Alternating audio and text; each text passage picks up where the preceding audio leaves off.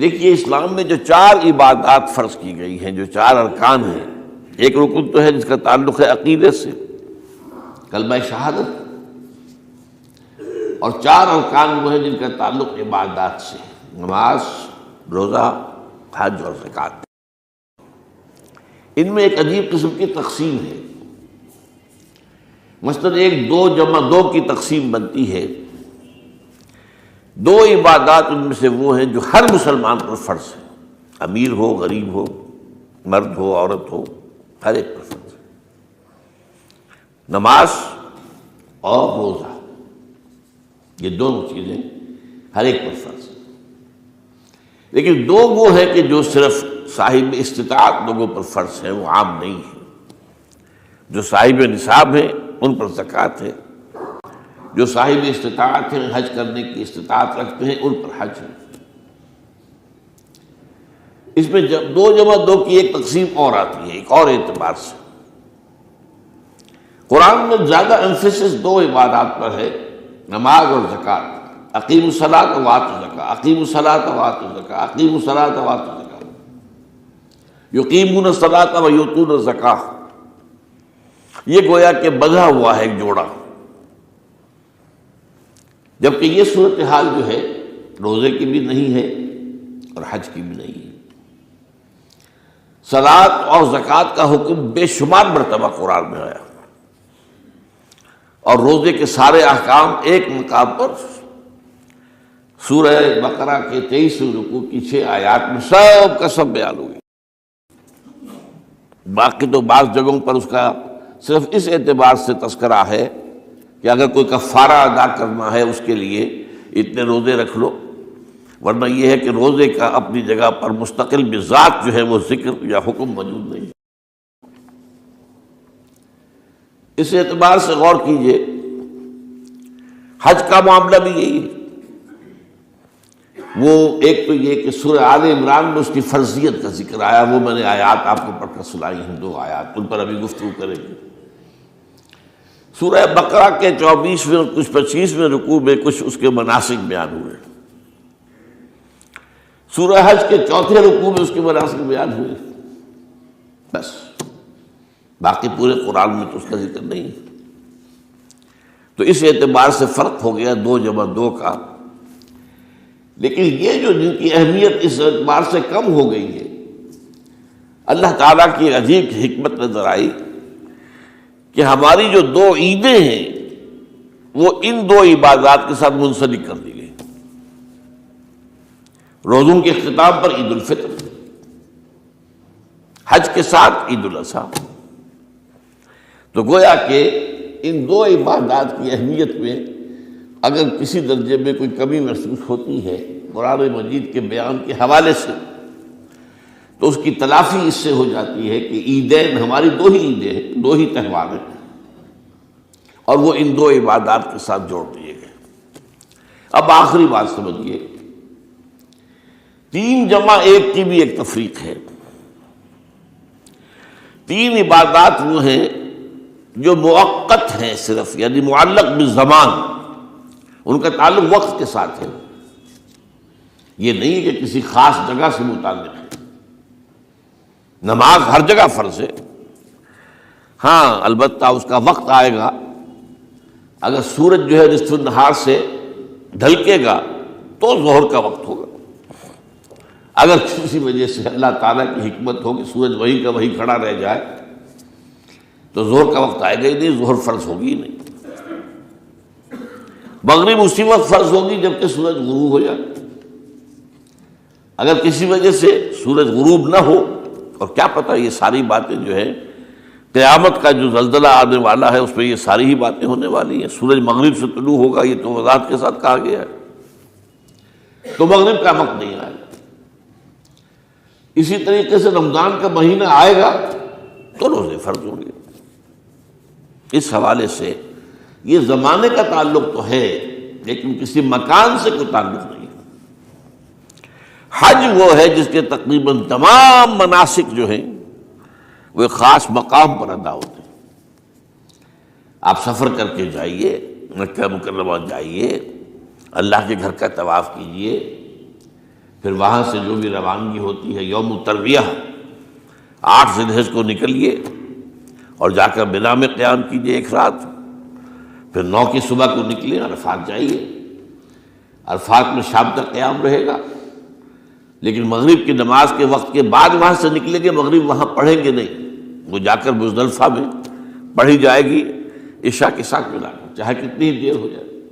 بہرحال یہ ساری چیزیں ایک خاص مقام کے ساتھ ہیں، منسلک ہیں، ہر جگہ پر یہ ادا نہیں ہو سکتا۔ اب اس میں دیکھیے حکمت نظر آ رہی ہے، چونکہ حج جو ہے ایک خاص جگہ پر ایک خاص مقام سے وابستہ ہے، اس کے ساتھ جو عید الاضحیٰ وابستہ کی گئی ہے، یہ گویا کہ حج ہی کے ایک رکن کو پھیلا دیا گیا ہے۔ قربانی جو مناسک حج میں بڑی اہمیت کی حامل ہے، اسے عام کر دیا گیا۔ تم مدینے مکے تو نہیں پہنچ سکے ہو، لیکن یہاں پر قربانی کے اندر تو شریک ہو جاؤ۔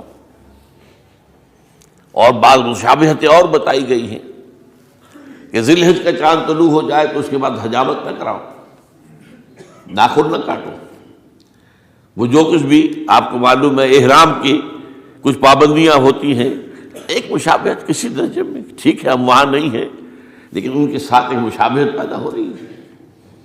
تو قربانی در حقیقت جو ہے عید الاضحیٰ، وہ گویا کہ ایکسٹینشن ہے حج کی، کہ تمام عالم اسلام کے اندر جو ہے تمام مسلمان جہاں بھی کہیں ہیں وہ حج کے اس ایک منسک کے اندر شریک ہو جاتے ہیں۔ تو یہ میں نے چند باتیں تمہیداً عرض کی ہیں ان عبادات اربعہ کے بارے میں، ان کی جو ریلیٹیو حیثیت ہے ہمارے دین میں۔ اب آئیے حج کا معاملہ کیا ہے، وہ پورا ایک خاص علاقے سے متعلق ہے اور ایک خاص شخصیت سے متعلق ہے، یہ بھی نوٹ کر لیجیے۔ چنانچہ جو آیات میں نے آپ کو سنائی حج کے بارے میں، ان اول بیت وضع للناس للذی ببکۃ مبارکا وہدی للعالمین، یقیناً پہلا گھر جو بنایا گیا لوگوں کے لیے، یعنی اللہ کی عبادت کے لیے، کہ لوگ وہاں جمع ہوں اللہ کی عبادت کے لیے، وہ ہے جو بکہ میں ہے۔ بکہ اور مکہ یہ ایک ہی لفظ ہے، تورات میں بکہ کا لفظ آیا ہے، قرآن مجید میں مکہ۔ یہ تھوڑا فرق جو ہے یہ تلفظ کا ہو جایا کرتا ہے مختلف زبانوں کے اندر، جیسا کہ آپ کو معلوم ہوگا کہ آج کل جو عرب کے لوگ ہیں وہ قاف کو گاف پڑھتے ہیں، گل گم، قم کی بجائے گم، قل کی بجائے گل، اقول لک اقول لک، وہ گاف۔ تو یہ جو ہے فرق ہو جاتا ہے۔ تو بکہ، وادی بکہ، یہ ہے در حقیقت مکہ مکرمہ۔ تو پہلا گھر جو بنایا گیا ہے، اور اس کے بارے میں جو یہ عام طور پر مشہور ہے کہ اس کے معمار حضرت ابراہیم ہیں، یہ بات صحیح نہیں ہے۔ اس کے معمار اول حضرت آدم علیہ السلام خود اول بیت ہے نا، پہلا گھر۔ تو کیا یہ ممکن ہے کہ آدم سے لے کر ابراہیم تک کوئی گھر اللہ کی عبادت کے لیے بنا ہی نہ ہو؟ تو ناممکنات میں سے اولا بیت میں خود دلیل موجود ہے۔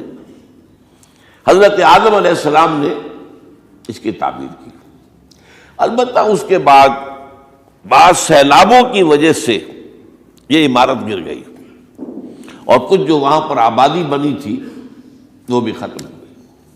تو ایسے آتے ہیں، آپ کو معلوم ہے کہ یمن میں جب ان کا ایک بند ٹوٹا تھا بہت بڑا، سد معارب، تو پھر وہاں جو اتنی خوشحالی تھی اور جو وہاں پر جو باغات تھے اور جو کھیتیاں سب برباد ہو گئی، اور وہاں سے لوگ جو ہے نقل مکانی کرنے پر مجبور ہو گئے۔ یہی یمن کے قبائل تھے جو جا کر شام اور عراق میں آباد ہوئے، یہی یمن کے 2 قبیلے تھے جو مدینے میں آ کر آباد ہوئے، اوس اور خزرج، یہ یمن کے قبیلے تھے۔ تو اس بند کے ٹوٹنے کے بعد اگر خدا نہ خواستہ اگر ہمارا تربیلا ڈیم ٹوٹ جائے کیا ہوگا؟ پچھلے دنوں خبریں آئی ہیں اخبارات میں کہ ہندوستان میں غور ہو رہا ہے اس پر کہ تربیلا ڈیم کو اڑا دو۔ وہ سوچ رہے ہیں پاکستان کو ختم کرنے کی سبیل کیا ہو سکتی ہے، تو بڑی سمپل ہے اور بڑا آسان کام ہے، بمبارڈمنٹ کر دینا جو ہے، ٹھیک ہے ان کا جہاز آئیں، کچھ کو ہم گرا بھی لیں گے، لیکن کچھ تو آ کر جو ہے وہاں پر وہ اپنے بم جو ہے وہ ہدف کے اوپر گرا جائیں گے، کیا ہوگا؟ یوں سمجھیے کہ جو سونامی کا آیا تھا سیلاب، وہ سونامی کا سیلاب آئے گا بھارت پاکستان کے اوپر، اور ہر چیز تباہ و برباد ہو جائے گی۔ کم سے کم یوں سمجھیے کہ تقریباً 100 میل کی چوڑائی میں، اور یہ سب جو ہے ریگستان بن جائے گا، ہر چیز ختم ہو جائے گا، خدا نہ خواستہ، خدا نہ خواستہ۔ تو بہرحال سد معارف کے بعد یہ صورتحال واقع ہوئی تھی۔ تو اس کے بعد سے یہ جو ہے یہ اللہ کا گھر یہ جو ہے گرا ہوا تھا، اس کی کوئی اب صرف یہ کہ قواعد رہ گئے تھے۔ قواعد کہتے ہیں جو بنیادیں ہوتی ہیں، وہ پھر اللہ تعالیٰ نے حضرت ابراہیم کو بتائیں کہ یہ ہیں وہ بنیادیں جن پر کہ وہ گھر ہوتا تھا۔ وَإِذْ يَرْفَعُ إِبْرَاهِيمُ الْقَوَاعِدَ مِنَ الْبَيْتِ وَإِسْمَاعِيلُ، ان بنیادوں پر حضرت ابراہیم اور اسماعیل نے مل کر دو معماران حرم نے یہ عمارت جو ہے دوبارہ تعمیر کی ہے۔ تو گویا کہ حضرت ابراہیم علیہ السلام معمار دوم ہیں، معمار اول اس کا جو ہے وہ خود حضرت آدم علیہ السلام۔ فیہ آیات بینات مقام ابراہیم، مقام ابراہیم ہے، جو بھی وہاں گئے ہیں انہوں نے دیکھا ہے کہ ایک پتھر تھا جس پر کھڑے ہو کر حضرت ابراہیم علیہ السلام تعمیر کر رہے تھے۔ اب آج تو آپ کو معلوم اسکیفولڈنگ لگ جاتی ہے، بانس لگ گئے، یا آج کل تو جو ہے پائپس جو ہے لوہے کے اس سے لگا کر، تو جیسے جیسے عمارت اٹھتی جا رہی ہے اسی طریقے سے اس کے ساتھ جو ہے وہ چل رہے ہیں اور ان کے اوپر کھڑے ہو کر تعمیر ہو رہی ہے۔ تو اس وقت کچھ نہیں تھا، تو ایک پتھر ایسا تھا کہ جو خود بخود اٹھتا تھا پھر اللہ تعالیٰ کے اٹھانے سے، یا یوں کہیے کہ ملائکہ کے اٹھانے سے، اور اسی پر حضرت ابراہیم کھڑے ہو کر وہ پتھروں کے اوپر پتھر رکھتے جا رہے تھے، اور اس کی وجہ سے اس پتھر کے اوپر کتنی دیر کھڑے رہنا ہوا ہوگا حضرت ابراہیم علیہ السلام کا کہ اس پر ان کے پاؤں کے نشان بن گئے۔ وہ ہے مقام ابراہیم، جو آپ نے دیکھا ہوگا کہ وہاں ایک بہت خوبصورت قسم کا ایک پنجرا سا بنا ہوا ہے، اور اس کے اندر وہ مقام ابراہیم ہے۔ اور جب بھی طواف کرتے ہیں تو طواف کے بعد 2 رکعتیں جو ہے وہ پڑھی جاتی ہیں ابراہیم، مقام ابراہیم کے پیچھے، جتنا بھی قریب تر ہو کر پڑھا جا سکے، لیکن بہرحال رخ ادھر ہے۔ تو فیہ آیات بینات مقام ابراہیم ومن دخلہ کان آمنا۔ تو ایک تو یہ کہ وہ نشانیاں ہیں، وہ اللہ تعالیٰ جن لوگوں کی کہ دل کی آنکھ کھلی ہو، روحانی آنکھیں کھلی ہو، ان کو دکھاتا ہے، اور ایک وہ ہے کہ جو ہماری ان سامنے کی ظاہری آنکھوں کو بھی نظر آتی ہے۔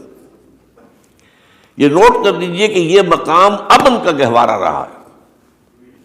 عرب میں لوٹ مار، قتل غارت، قتل کے بدلے میں قتل، پھر قتل کے جواب میں قتل چلتا تھا، لیکن اس وقت بدترین دور میں بھی عربوں کا معاملہ یہ تھا کہ کوئی شخص فرض کیجئے کہ وہ کئی مہینے سے اپنے باپ کے قاتل کو ڈھونڈ رہا ہے تاکہ قصاص لے سکے، بدلہ لے سکے، اسے قتل کر سکے، اسے کہیں نظر نہیں آ رہا، اچانک حرم میں نظر آ جاتا ہے، وہاں وہ نقصان نہیں پہنچائے گا اسے۔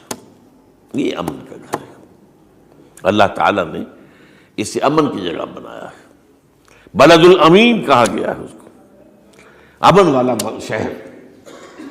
تو یہ جو ہے یہ تو آج تک بھی اس کی جو برکت ہے وہ نظر آتی ہے۔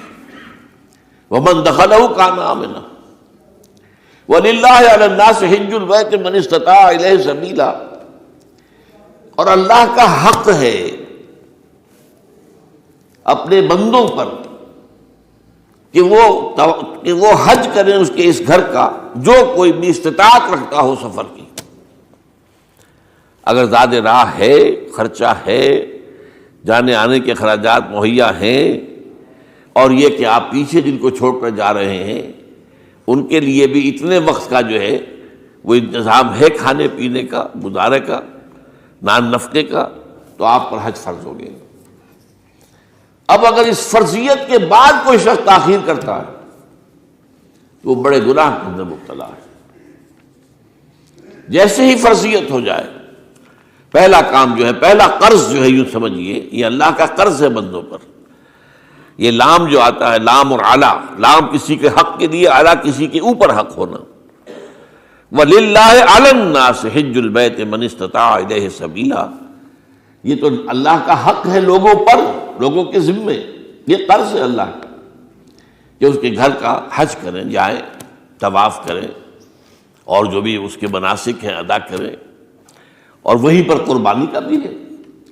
لِيَشْهَدُوا مَنَافِعَ لَهُمْ وَيَذْكُرُوا اسْمَ اللَّهِ فِي أَيَّامٍ مَّعْلُومَاتٍ عَلَىٰ مَا رَزَقَهُم مِّن بَهِيمَةِ الْأَنْعَامِ فَكُلُوا مِنْهَا وَأَطْعِمُوا الْبَائِسَ الْفَقِيرَ، اسی کے اندر جو ہے مناسک کے اندر قربانی بھی ہے۔ افریقہ میں آپ کو معلوم ہے، شمالی افریقہ میں زیادہ تر لوگ جو ہیں جیسے کہ ہندوستان پاکستان میں ویسے ہیں، لیکن آپ جنوب میں چلتے جائیے تو رنگ گہرا ہوتا چلا جائے گا، انتہائی سیاہ رنگ وہ بھی ہے، سب آ رہے ہیں، شکلیں جدا ہیں، زبانیں جدا ہیں، لیکن سب کے سب جو ہے ایک ہی نغمہ ان کی زبان پر ہے ایک ہی نغمہ، کہیں واضح کہیں مبہم، وہ ایک ہی مذہب، لبیک اللہم لبیک لبیک لا شریک لک لبیک ان الحمد والنعمت لک والملک لا شریک لک۔ اب یہ ترانہ ہے، توحید کا ترانہ ہے، اور گونج رہی ہے اس وقت، آپ اندازہ نہیں کر سکتے کہ وہ پوری سرزمین گونج رہی ہوگی اس ترانے کے ساتھ، کیونکہ تھوڑی تھوڑی دیر کے بعد نئے قافلے داخل ہو رہے ہیں۔ ابھی ایک قافلہ جو ہے اس نے سعی مکمل کی ہے، دوسرا شامل ہو گیا، بلکہ اس کے دوران ہی ابھی اس کا ختم نہیں ہوا کہ تیسرا قافلہ چلا رہا ہے۔ وہ تو یہاں تو ظاہر بات ہے کہ میں نے چونکہ ایک نقشہ اپنی نگاہوں سے دیکھا ہے، مدینہ منورہ سے اور مکہ مکرمہ جاتے ہوئے رات کے وقت، کہ کہیں جو ہے وہ روشنیوں کی وہ قطار ٹوٹتی ہی نہیں تھی، مسلسل معلوم ہوتا ہے کہ سڑک کے اوپر گاڑی ہے، مسلسل، کہیں اس کے اندر وقفہ ہی نہیں۔ اتنے بڑے پیمانے پر، اتنے بڑے پیمانے پر، اتنے بڑے پیمانے پر لوگ جمع ہو رہے ہیں۔ زبانیں جدا ہیں، ایک دوسرے کی زبان نہیں سمجھتے، لیکن ایک زبان اور بھی ہوتی ہے جو بغیر بولے سمجھ میں آتی ہے، اس سے معلوم ہوتا ہے سب کے لیے محبت ہے، ہمارے بھائی ہیں، تمام مسلمان ہیں۔ بعض کے اندر یہ محبت کا جذبہ زیادہ ہے۔ ترکوں میں انڈو پاکستان کے لوگوں کے لیے بہت محبت ہے۔ اب وہ بات جو نہیں کر سکتے، سمجھا نہیں سکتے، لیکن ان کی آنکھوں سے، ان کے انداز سے وہ محبت ٹپکی پڑتی ہے۔ تو عالمگیریت جو ہے اسلام کی، ہمگیریت، عالمگیریت، آفاقیت، اس کا جو مظہر نظر آتا وہاں تھا۔ پھر یہ کہ ہمارے ہاں کی جتنے بھی فرقہ بندیاں ہیں وہ وہاں ختم ہو جاتی ہے۔ وہاں اہل حدیث ہیں، حنفی ہیں، مالکی ہیں، شافعی ہیں، حنبلی ہیں، یہ کام بھی کیا ہے آ کر انہوں نے آل سعود نہیں، ورنہ اس سے پہلے جو ہے وہ 4 مصلے علیحدہ تھے، وہاں پر 4 جماعتیں علیحدہ ہوتی تھی۔ یہ حنفی مصلی ہے، یہاں پہ حنفی امام ہے وہ پڑھائے گا، یہ شافعی مصلی ہے، شافعی امام ہے وہ نماز پڑھائے گا۔ تو یہ جو ایک تفریق تھی وہاں بھی موجود تھی، انہوں نے ختم کیا، ایک امام کے پیچھے جماعت ہوگی، اسی میں حنفی بھی ہیں، مالکی بھی ہیں، شافعی بھی۔ کچھ ہیں لوگ جو زیادہ، جن کے اندر کچھ زہر زیادہ گھل گیا ہے فرقے واریت کا، وہ پھر نہیں نماز پڑھتے، وہاں پر محروم رہتے، اس کی فضیلتوں کو چھوڑ کر جا کر کہیں اپنے جو ہے گھروں پر جہاں ٹھہرے ہوئے وہاں جا کے نماز پڑھ لیتے ہیں کہ یہ جو ہے وہابی ان کے پیچھے ہماری نماز نہیں ہوتی۔ لیکن نہیں، عام طور پر ایسا نہیں ہے، عام طور پر سب لوگ جمع ہیں، نماز پڑھ۔ اور ایک سب سے بڑا مشاہدہ جو ہوتا ہے، جو مجھے سب سے پہلے ہوا تھا پہلے حج میں، یہ 1962 کی بات ہے، تو میں نے محسوس کیا کہ یہ نماز کے اندر اختلافات جو ہیں اسلام مسلمانوں میں صرف اتنے ہیں کہ جس سے جماعت نہیں ٹوٹتی۔ اختلافات ہے، رفع یدین ہے یا نہیں ہے، آمین بالجہر ہے یا نہیں ہے، اختلافات تو ہیں، لیکن جماعت نہیں ٹوٹتی۔ وہ جو ڈرل ہے، ڈرل جیسے کہ ڈرل ہوتی ہے، آرمی پریڈ ہو رہی ہے، وہ ڈرل ختم نہیں ہوتی۔ ایسا نہیں ہے، میں نے جب سوچا اگر کسی مسلک کے نزدیک رکوع بھی 2 ہوتے، جیسے سجدے 2 ہیں، تو وہ لوگ تو ایک رکوع کے بعد دوسرا رکوع کرتے اور باقی لوگ سجدے میں چلے گئے ہوتے، جماعت ٹوٹ جاتی۔ Subscribe for more videos.